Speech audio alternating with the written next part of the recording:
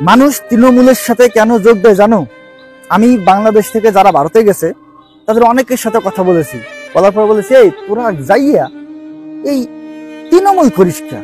জানিস যে তৃণমূল হিন্দু বিরোধী কার্যকলাপ করে, আমাদের মূর্তি ভেঙে ফেলে, পূজা করতে দেয় না, পূজায় বাধা সৃষ্টি করে, এরপর তোর তৃণমূল করিস কে? তাদের বক্তব্য শুনবেন, তারা বলে, আরে ভাডি বা কাকা, যদি তৃণমূল না করি তাহলে কাগজপত্র করতে দেয় না, কাগজ হয় না। আর যদি বলে আমি তৃণমূল করি তাহলে সাথে সাথে কাগজ করে দেয়, কাগজ হয়ে যায়। এখন বলি তাহলে তোরা মুখ দিয়ে বলবি আমি তৃণমূল করি, আর ভোটের সময় দিবি জায়গা মতো ভোট। ওটা তো করি, কিন্তু সব ক্ষেত্রে হয়ে ওঠে না।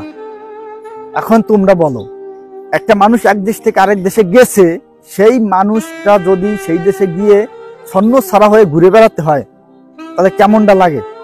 এবং সেখানে যদি যারা ক্ষমতায় রয়েছে, অর্থাৎ তৃণমূল ক্ষমতায়, সে তৃণমূলরা কাগজপত্র করে দেয়, তাহলে তার পাশে ঘুরবে না? অবশ্যই ঘুরবে। কারণ এখন তো তাদের সেখানে গিয়ে থাকতে হচ্ছে, থাকতে হবে, তারা তো আর বাংলাদেশে আসতে পারবে না। তারা এখন কি করবে? বাধ্য হয়ে তৃণমূলে যোগ দিতে হয়। এরকম অনেক অনেক অনেক রয়েছে যারা তৃণমূল করতেছে গিয়েই।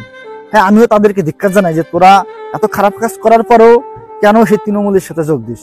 কারণ হচ্ছে ওইটা, ভাই, কাগজপত্র করতে অনেক ঝামেলা, তৃণমূল না করলে কাগজপত্র করে দেয় না। এখন কি করবে বলেন?